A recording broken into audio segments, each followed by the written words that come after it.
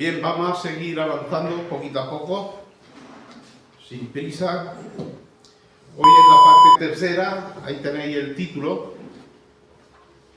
¿Cuántos habéis perdido la parte primera y segunda? Para repasar más o menos. ¿Todos habéis estado en las tres? Como no veo manos alzadas. Bueno, siempre me gusta hacer un pequeño recordatorio de lo que hemos visto. Sabéis que estamos en la última parte del versículo 27 de Filipenses capítulo 1, versículo 27. Estamos en la última parte de ese versículo, que yo creo que deberíamos de sabérnoslo de memoria, porque llevamos tanto tiempo en él. ¿Qué dice? Combatiendo unánime por la fe del Evangelio. Perdón. Ya estamos en la parte del combate y no sabía lo que daba de decir la guerra espiritual, ¿no? Pero yo estoy aprendiendo bastante, está sirviendo mucho para mi vida y quiero compartirlo con vosotros. Este combate espiritual. Como estamos desarrollando el tema del combate, hemos dicho que todo combate tiene un campo de batalla. Toda guerra hay un sitio geográfico donde se concentra esa batalla. Bueno, en términos espirituales, la guerra espiritual, el campo de batalla es nuestra mente. Ahí se pierden o se ganan las batallas. Así que nuestro tema es la mente. Bueno, nos vamos a enterar cómo funciona nuestra mente, cómo dirige nuestros pensamientos, cómo la mente también muestra nuestras emociones, las decisiones, nuestras acciones. En fin, es muy amplio, ¿no? El intentar definir qué es la mente, depende donde leas, es bastante amplio, ¿no? Y el título que yo he elegido para este grupo de sermones, porque no sé dónde nos quedaremos, en qué parte nos quedaremos, si llegaremos a las 10 o a las 20, no lo sé. Voy al día a día, ¿no? Siempre he empezado con una frase en estos sermones, en este grupo de sermones, de tu mente, blanco del enemigo. Y es con nuestro querido hermano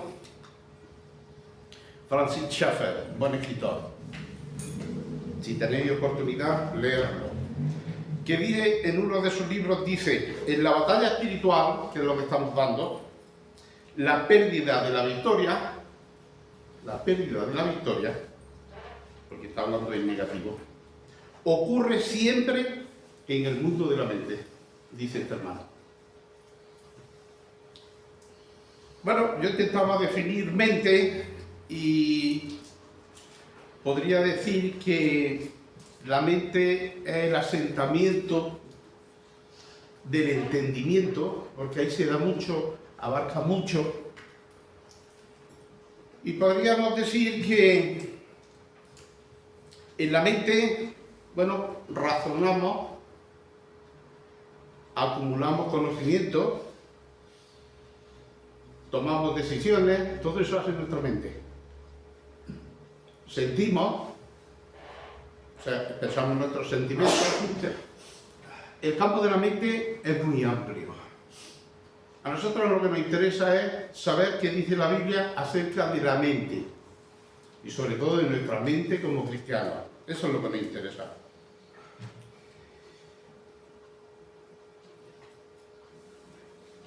Dice ese texto de Romanos 8:7,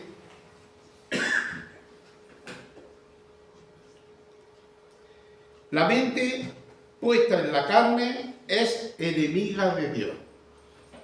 Siempre vamos a tener como fuente la palabra de Dios, la Biblia. Esa es la que nos va a guiar en toda la definición que vamos a hacer de la mente. Mirad lo que dice.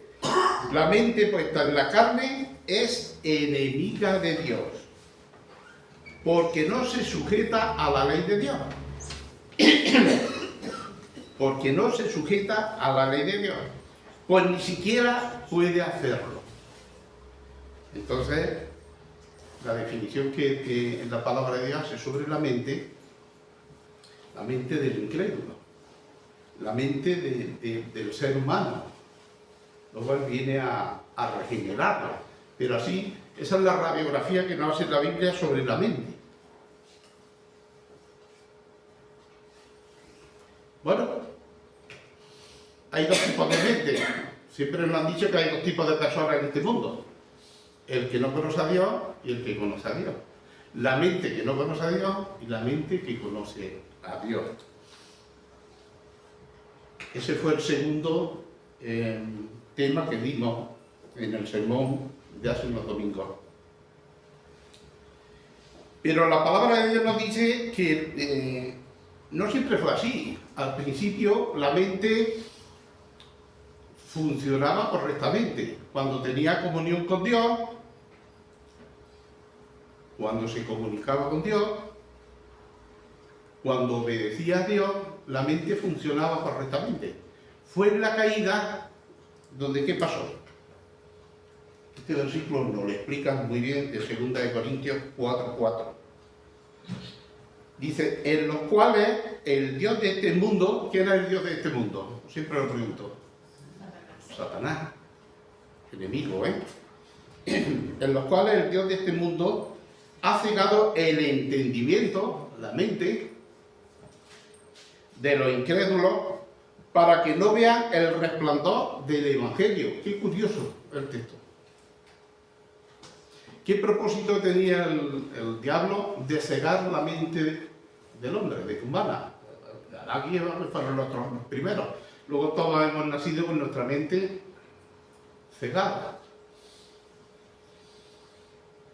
Bueno, el propósito dice, para que no vean el resplandor del Evangelio, de la gloria de Cristo, que es la imagen de Dios.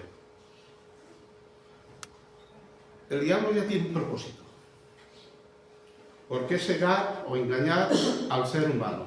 Para que no conozcan el Evangelio.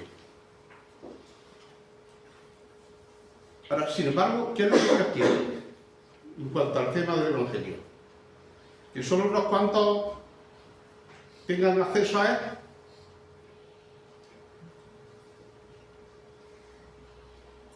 Pedro dice en su carta que Dios es paciente, queriendo que se salven los máximos, que haya oportunidad para las máximas personas conozcan el Evangelio, conozcan la verdad, dice textualmente. Entonces tenemos al enemigo, al diablo, que no quiere que resplandezca el Evangelio, que no quiere que la gente conozca el Evangelio. Sin embargo, tenemos a Dios que quiere que toda la gente conozca el Evangelio. Esto le ha costado mucho. Esa palabra de verdad circule por la humanidad. Ahora tenemos una tercera persona ahí, el Espíritu Santo. ¿Qué es lo que hace el Espíritu Santo en el Evangelio?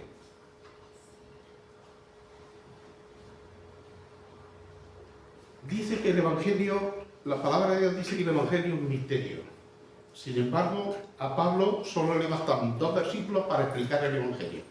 O sea, el Evangelio en sí es muy simple, muy sencillo, para que los niños lo entiendan incluso. 1 Corintios 15. En 2 versículos, Pablo dice que es el Evangelio, que lo recibió y lo transmite. Y este es el Evangelio. Entonces, ¿dónde está el misterio? El misterio es cómo actúa el Evangelio. Tenemos una mente oscurecida, tenebrecida, y tenemos Dios que quiere que llegue la luz a esa mente, regenerar esa mente. Y ahí se encarga el Espíritu Santo. Ahí se encarga el Espíritu Santo. ¿Quién dice que hace el Espíritu Santo en la mente de los incrédulos? ¿Los convence de qué? De pecado.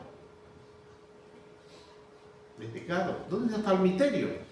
Pues el misterio no sabemos por qué cuando le habla a una persona, algunos se convierten en los menos y otros no se convierten, no reciben el Evangelio. Siguen en los dominios del enemigo, de Satanás. Os recuerdo que es lo que quiere. Es el Dios de este mundo. Y quiere que el Evangelio no resplandezca en la mente de los incrédulos.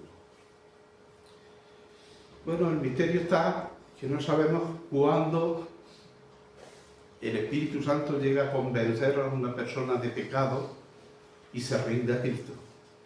Y ve la necesidad de un Salvador. No sabemos cuándo se produce un milagro. Es un milagro. Bueno, te has convertido, ya tu mente caída pasa a ser una mente, ¿cómo? También lo estuvimos viendo, que ya fue el último domingo. Una mente regenerada. Un versículo. ¿Qué dice?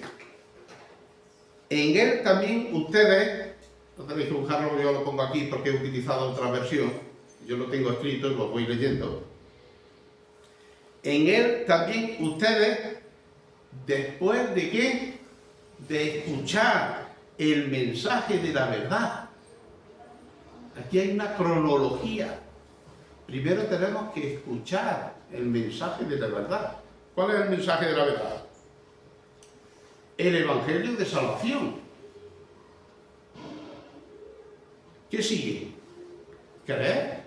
Y habiendo creído, fueron sellados, aquí entra el Espíritu Santo. Fueron sellados en él con el Espíritu Santo de la promesa. El Señor prometió. ¿Veis la cronología? Tú tienes que hablarle a una persona del Evangelio. Tienes que escucharlo y tienes que creerlo. Pero para creerlo, ahí tiene que intervenir el Espíritu Santo para convencerlo de pecado. Unos se convencen, otros no. Unos se salvan, otros no. Es el misterio. Efesios 1:13. ¿Se lee bien desde el fondo? Sí, ¿no? Yo puse la letra lo más grande que tuve. Entonces, el Espíritu Santo no es un accesorio que el creyente tiene, algo más añadido, ¿no? El Espíritu Santo es el autor de la vida cristiana, el que nos transmite la vida de Cristo. ¿Por qué no olvidamos de esta tercera persona tanto? ¿Ha sentido a alguien hablándole al Espíritu Santo o orando al Espíritu Santo? No solemos hacerlo mucho, ¿verdad? Bueno, pues háblale, ora, pídele, porque es el que nos transmite las enseñanzas de Jesús. Es el que nos capacita para, en un sentido, entender la palabra de Dios. Él está aquí dentro de nosotros y es el que nos ayuda. Así que yo te animo a que le ores, le pidas, oye Espíritu Santo, ayúdame en esto. Tú que estás al lado mío, el que estás más cerca, ¿no? Luego Pablo nos hablaba, ¿os acordáis, no? De un conflicto entre la mente y la carne. Bueno, vamos a seguir la cronología. Teníamos una mente perdida, oscurecida, que el diablo nos tenía ahí muy engañaditos para que no viéramos la luz del Evangelio, no entendiéramos el Evangelio, no creyéramos el Evangelio. Dimos ese pasito de fe y creímos el Evangelio. Fuimos valientes. Y ahora tenemos una mente ya cambiada, regenerada. Pero ahora resulta que esta mente se está peleando con un cuerpo, el nuestro, es una dicotomía. Se está peleando con un cuerpo que todavía no tenemos glorificado. O sea, que todavía nos dice un ratito más en la cama. Luego llegamos tarde y llegamos al follón con el culto empezar. Un ratito más en la cama. ¿Por qué ponen el culto a la hora de la novela? Si a mí me gusta la novela. No tiene claro las prioridades.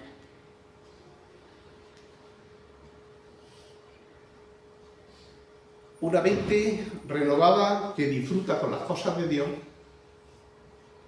pero un cuerpo no glorificado, que sus deseos son caídos, son de la carne, todavía nos tira lo que este mundo nos enseña, nos ofrece, y le demanda. Oye, dame esto. Y ahí está el conflicto que Pablo habla en Romanos 7.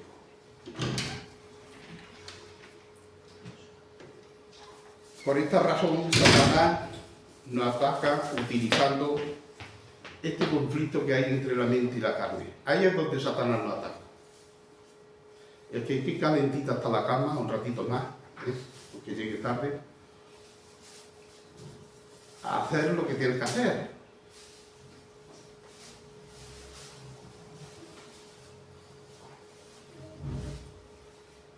Y siempre se nos presenta con la tentación. Siempre hay una tentación, la que el diablo te presenta.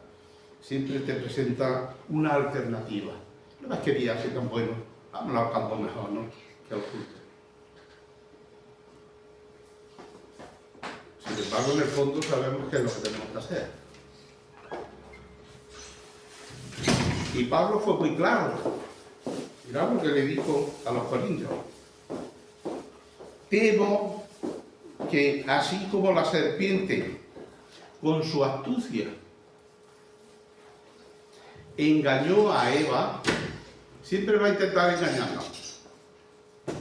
Ahora lo que nos va a presentar va a ser algo lógico, bueno, fabuloso para nosotros. Las mentes de ustedes sean desviadas de la sencillez. Estamos llamados a ser sencillos. Y el diablo quiere desviarnos de esa sencillez. Y pura de la devoción a Cristo. Con estas palabras, no busca machacar a los corintios, sino alentarlos. Oye, que el diablo quiere hacer esto, pero que vosotros tenéis que tenerlo bastante claro. ¿Cómo lo hace? Yo no sé cómo Satanás. Estoy seguro de que ningún creyente puede ser poseído por Satanás. Pero el que te susurre al oído, sí. El que lo ha pasado a vosotros, sobre todo cuando estáis llorando, y las ideas se cruzan y pasan, y terminas pensando en de qué color voy a pintar la habitación. Eso es lo que pretende. Eso es lo que pretende. No sabemos cómo lo hace. Pero siempre tiene que empezar pidiendo permiso. Eso sí, estoy seguro porque hay mucha claridad en la palabra de Dios sobre eso. Tiene que pedirle permiso a Dios para tocarnos a uno de nosotros. ¿Recordáis Lucas 22:31? Oye, si no coincide el texto con lo que yo estoy leyendo, oye Pedro, ha pasado uno, ¿cómo lo has llegado? Avisáis. Porque yo no puedo mirar para atrás.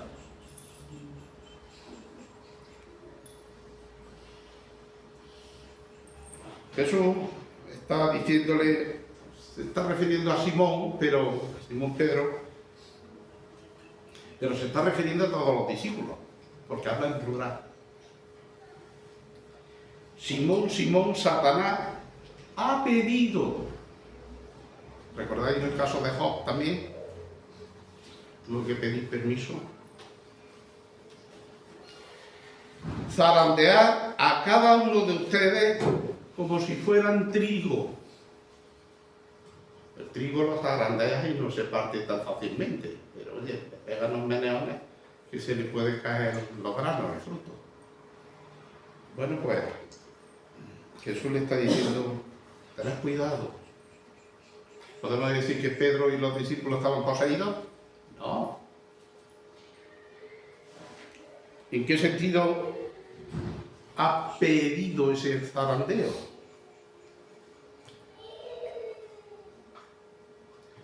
Meterse en su mente, de alguna forma.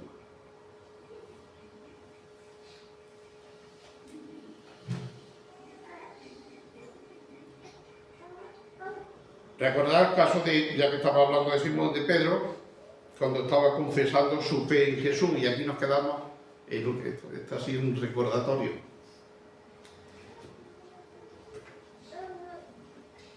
Cuando estaba confesando su fe en Jesús, reconociendo y diciéndole: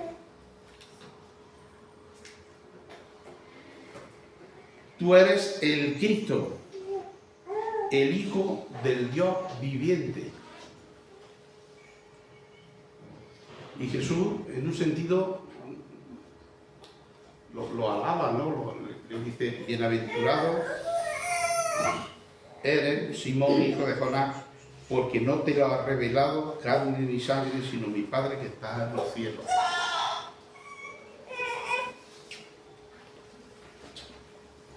Sin embargo, unos minutos después, ¿qué es lo que pasa?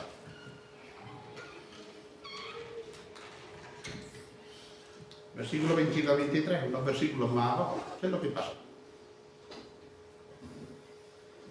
Que Jesús tiene que reprender a Pedro. No sabemos cómo, por eso digo que no sabemos cómo, pero mientras Pedro estaba pensando en las cosas de Dios, estaba diciéndole a Jesús: es que tú eres el Mesías, es que tú eres el Hijo del Dios Altísimo. Estaba dando una revelación tan profunda. No sé lo que pasó ahí o cómo influyó Satanás en su pensamiento, que le colocó una idea muy sutil. La idea de que Cristo, ¿por qué tenía que padecer? Es algo muy lógico.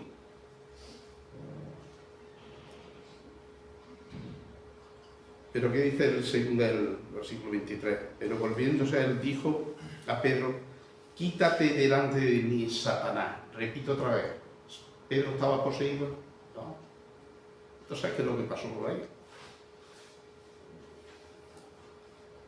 Yo, si pienso como hombre, no quiero que David sufra por ninguna de sus molestias o por su enfermedad. Es lógico. ¿Vosotros creéis que yo sufra? No. Pero ese es el pensamiento humano.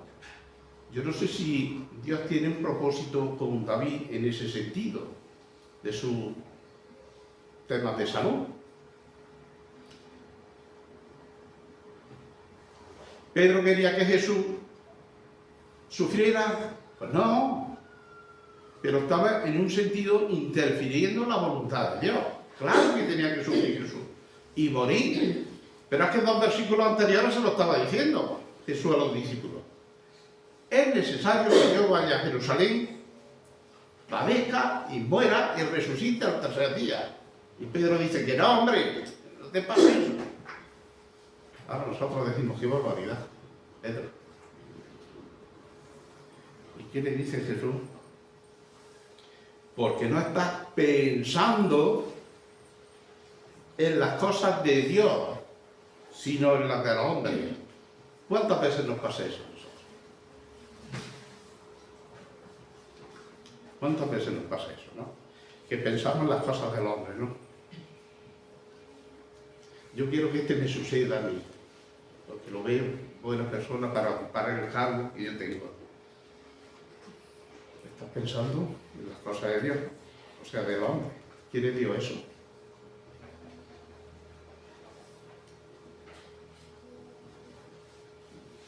Vamos a ver otro ejemplo. En el primer libro de Crónicas, capítulo 21, versículo 1, mirad lo que nos dice, qué curioso.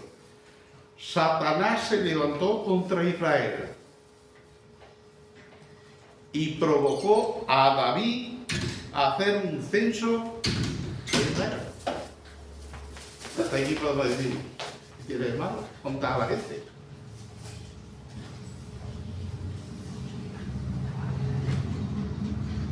La palabra hebrea provocó significa estimular, seducir, persuadir. Eso es lo que hizo Satanás con David, persuadirlo. Ahora nosotros sabemos por qué David no tenía que hacer un censo. Estaba buscando sus propias fuerzas. A ver cuántos hombres tengo para ir a la guerra. O sea que Dios le dijo, oye, yo soy el que voy delante, el que gano tus batallas y el que me llevo la gloria. No tú ni tu hombre. Sabemos que esto no ha agradado a Dios.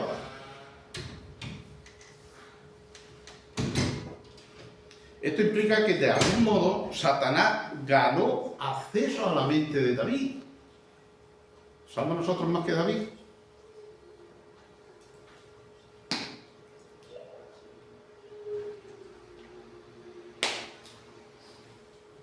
Oye, yo quiero aprender cómo hacer que el diablo no tenga acceso a mi mente.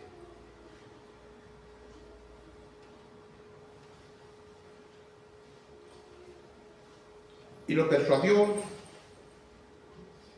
a que era una buena idea hacer un censo para saber con cuántos hombres contaba para ir a la guerra. No era otro el tema.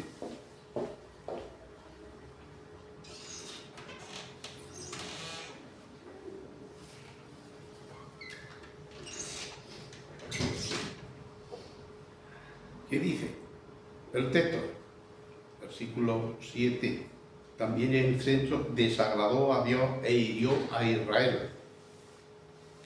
Versículo 14. Así que el Señor envió pestilencia sobre Israel y cayeron 70.000 hombres de Israel.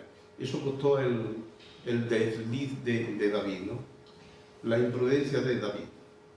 Eso es lo que ganó el diablo, persuadiendo o colándose en la mente de... Desobedeció, David desobedeció directamente. Y cuando nosotros desobedecemos sabiendo, porque David lo sabía, el diablo se apunta a un punto. Y hay unas consecuencias. Aquí fueron 70.000 personas. Pero a veces en nuestra vida hay otras consecuencias.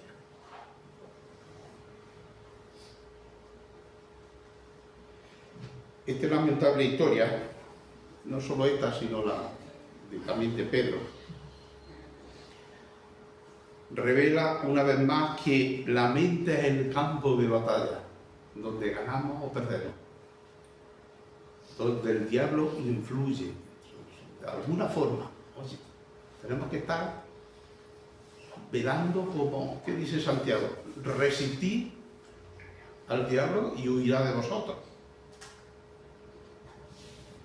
A veces lo invitamos. En vez de resistirle, le abrimos la puerta. Con razón, Pablo nos llama a vestirnos con toda la armadura de Dios. Ya llegaremos algún día a Efesios 6.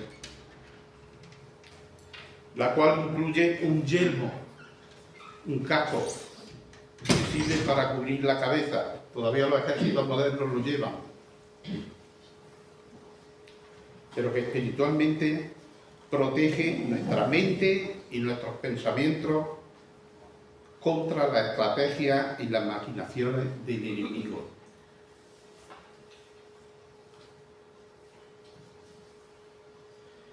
Y la manera de protegernos, diréis algunos, Pedro, ¿cuál es la manera de proteger nuestra mente de las mentiras del enemigo? Muy simple, haciendo uso de la palabra de Dios. Esta es la palabra de verdad. Con ella podemos combatir la mentira. Hay un creyente que todos conocéis, que tiene un familiar y me dice que ha coqueteado con adivinos y con brujos. No la persona directamente, sino que ha mandado a un tercero. Y digo, hermano, Eso es abrirle la puerta al diablo. Coquetear de esa forma tan directa. El Señor te puede hablar. Me acordaba de Saúl, ¿no? Con la divina de Héctor. Dios es poderoso para hablarnos, para cuidarnos, para... No tienes que buscar ese sitio, un adivino, un brujo, que te hable de tu futuro. Peligro. Entonces a esta persona la aconsejé con qué? Con la palabra de Dios. Hay versículos muy buenos, muy directos, que nos previenen contra eso. Sé que le han llegado ya a esa persona. Cuando el enemigo quiere sembrar dudas en tu mente, toma tu Biblia, que las dudas siempre las tendremos. Pero bueno, cuando el enemigo, Satanás, quiere sembrar una duda, toma tu Biblia.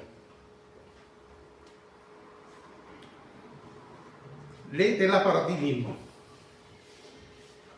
O sea, háblate a ti mismo. La verdad que enseña la palabra de Dios. Solo permitiendo que la verdad, la Biblia, hable a nuestro corazón, vamos a obtener la victoria en esa guerra espiritual, no de otra forma. No hay atajos, ni hay otra historia, solo la palabra de Dios. Cuando tú digas, oye, el enemigo me está atacando de alguna forma, coge tu Biblia y el Espíritu Santo te va a guiar muy bien. Pero bueno, no solo el diablo quiere confundir nuestra mente, es que este mundo está también haciendo de la suya. Esta sociedad, los valores de esta generación también hacen mella y el diablo los utiliza.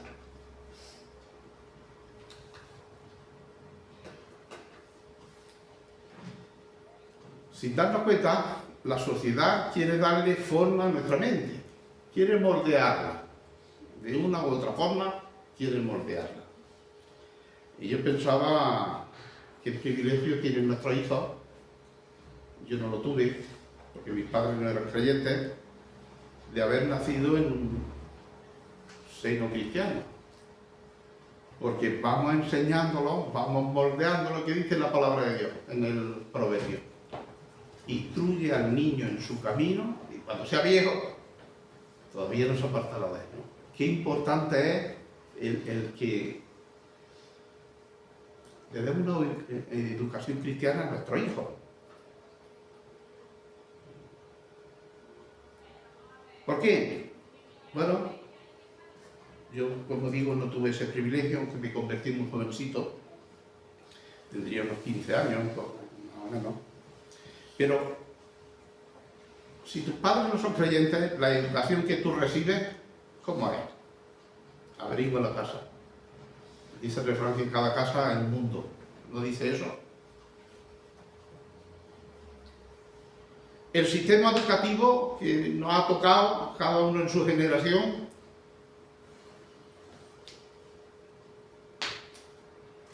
es muy importante, porque lo recibimos en una etapa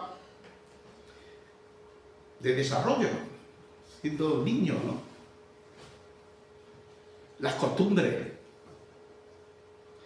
las creencias de nuestra sociedad. Yo me acuerdo que cuando me convertí, no tuve mucha oposición por mis padres. No se preocuparon demasiado. Pero recuerdo que por parte de la familia de mi madre, siempre era la misma retaíla. Tus padres son católicos, tus abuelos son católicos, todos somos católicos porque tú vas a ser protestante. Era que seas católico. Bueno, esas son las creencias de la sociedad más cercana, ¿no? Me imagino que a lo mejor a vosotros ha pasado. Bueno, así como las distintas experiencias que vamos pasando, siendo jóvenes, adolescentes, vamos creciendo.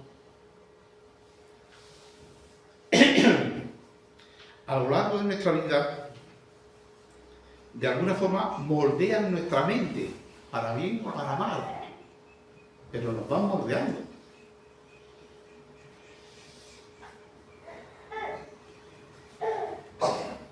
Cada impulso,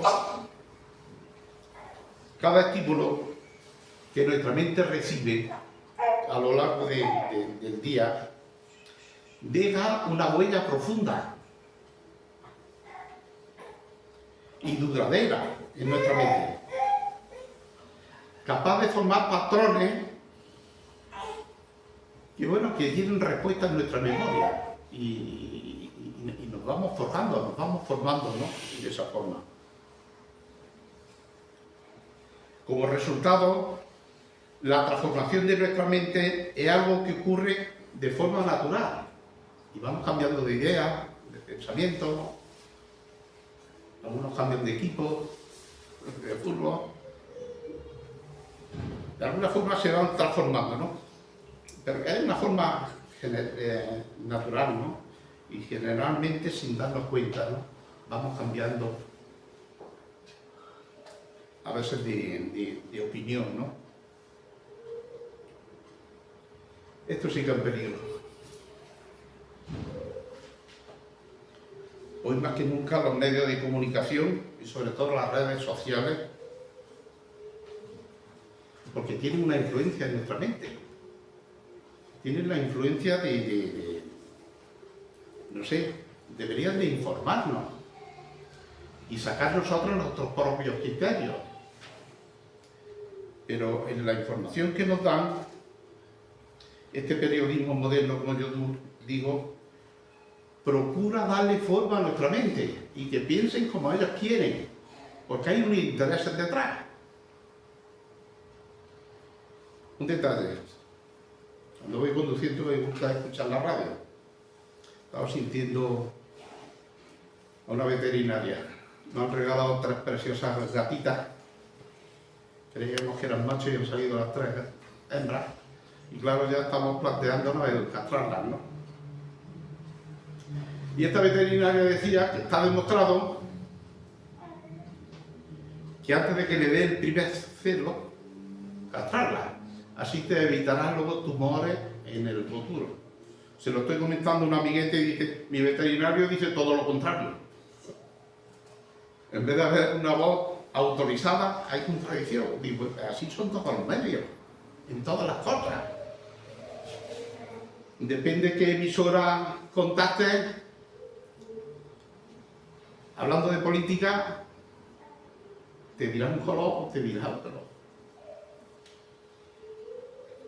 Según qué fuente la economía toque, te dirán una cosa, o sea, tenemos más información que nunca, pero con más mentiras, más bulos que...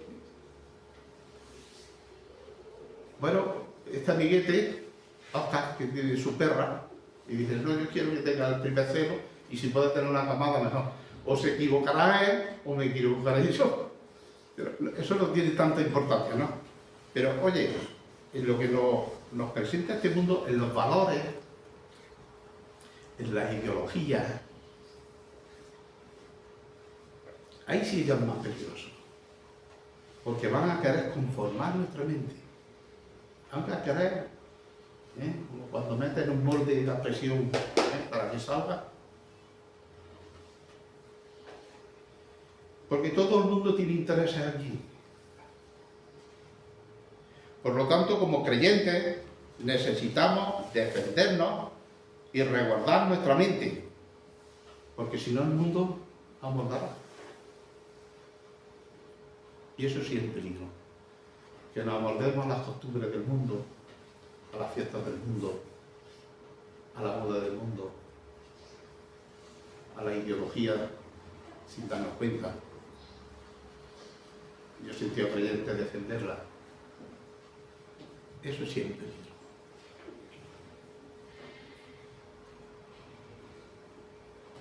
Y mientras el enemigo nos bombardea con mentiras y bulos, los creyentes estamos llamados a defendernos haciendo uso de la verdad de Dios, la palabra de Dios. Si no está claro, oye, la palabra de Dios, que voy terminando. El mundo pretende que compremos sus mentiras, porque el mundo lo maneja ¿quién? El Dios de este mundo, para eso es su Dios. El Dios de este mundo maneja el mundo.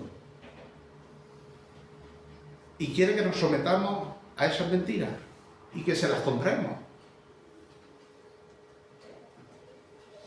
Y hay muchos creyentes que caen y compran las mentiras del mundo.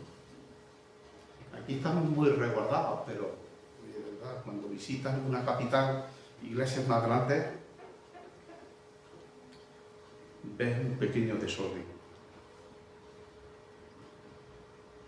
Pero Dios nos ha llamado a evaluar nuestros pensamientos. Eso es lo importante. Eso es lo que tenemos que hacer, hermano. ¿Cómo evaluamos nuestros pensamientos? A la luz de la palabra.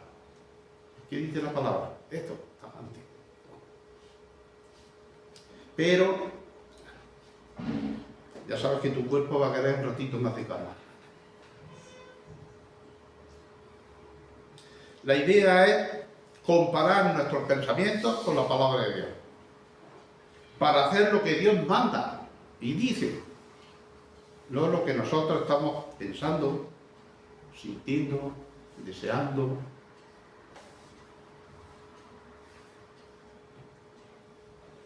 ¿Qué es más engañoso más que todas las cosas? El corazón, nuestro corazón. El mío. No quiero señalar otro. Pues mi corazón constantemente me dice qué es lo que desea. Algo que desea cosas, ¿no? Pero mi mente tiene que decirle al corazón, no, lo que hay que hacer es esto.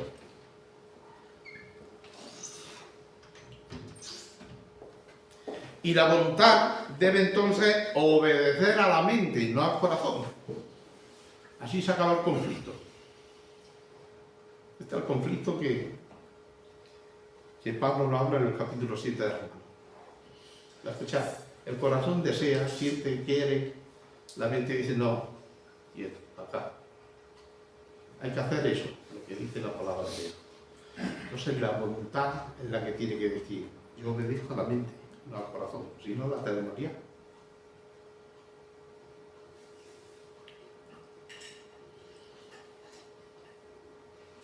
Como creyentes debemos ser muy cuidadosos con aquello que permitimos que entre en nuestra mente. Bíblicamente 100%. Tenemos que ser muy cuidadosos.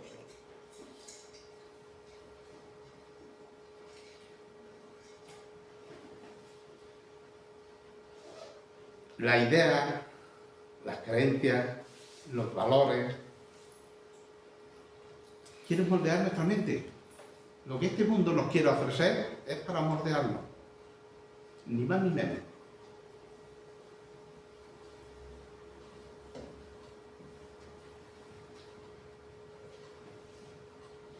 Tarde o temprano terminaremos reflejándolo en nuestra manera de vivir, si dejamos que eso nos invada y nos moldee. Luego en nuestra vida se ve.